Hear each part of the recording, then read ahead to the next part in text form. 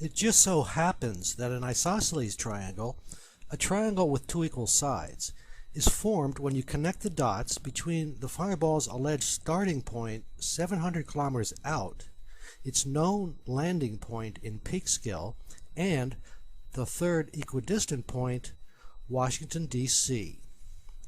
Hello? Anybody home? As politically incorrect as it can be these days to connect dots, one can hardly fail to notice that Washington, D.C. had the best seat in the house from which to watch the moonlight train fly by that October night. How convenient was that? One of the participants in HRMS, the National Radio Astronomy Observatory in Green Bank, West Virginia, is located right about here. Isn't it odd, though? Did you ever wonder why there were 21 comet fragments and not, say, 15? Generally, comets appear periodically according to precise timetables. The most famous comet, Halley's, is a regular returnee every 76 years, last here in 1986. But there was never a previous sighting of Shoemaker-Levy 9. No previous history for this comet. Just dived through a keyhole one night, completely unexpected, as if nature lost all control to portend, as it were, not just a new human century or man's first serious foray in the intelligent universe, but a whole new millennium. As for the significance of 21 comet fragments, well, that was to augur the 21st century, of course. Comets do that. They augur things. Let's begin the new millennium on the right foot, bolstered and guided by the knowledge that we are, indeed, not alone. We, the people of Earth, have an opportunity and a responsibility to not only survive cosmic impacts, but join a galactic community, even if it is one exhibiting certain basic ethical standards. For there are some things you just don't do to the inhabitants of any world, no matter how technologically superior you happen to be to them.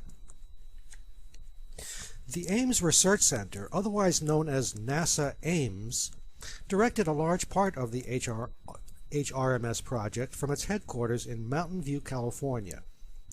The pet name given their project was the Targeted Search. Ames Research Center, Targeted Search. NASA Ames, E.T. aims too, and E.T. don't miss. Maybe we should also recall those very famous video images from 1991 Iraq, the ones released and incessantly aired during the first Iraq War 18 years ago, the ones showing smart missiles hitting or missing their targets. Images, by the way, that were also broadcast in space, in every direction, at the speed of light. Now, the purpose of NASA's SETI project was to test a single simple hypothesis, namely, E.T. exists. Nothing more, nothing less.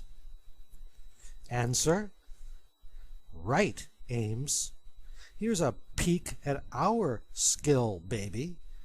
Or, check this out, Tarzan, you're all wet. Whoop, there he goes. Nice ape. You know what NASA's problem with it all was? Too many intelligent signals, and not enough radio wave beeps.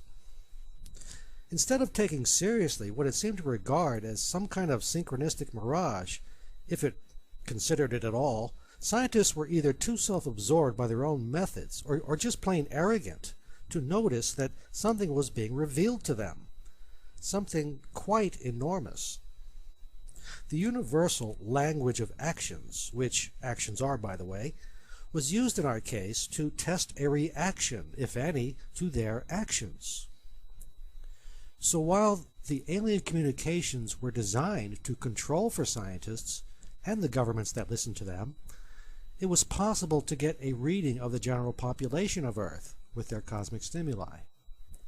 Are we ready for this? Are we ready for intergalactic contact? It would appear not. But Who knows? Maybe we can catch whistles on the fly.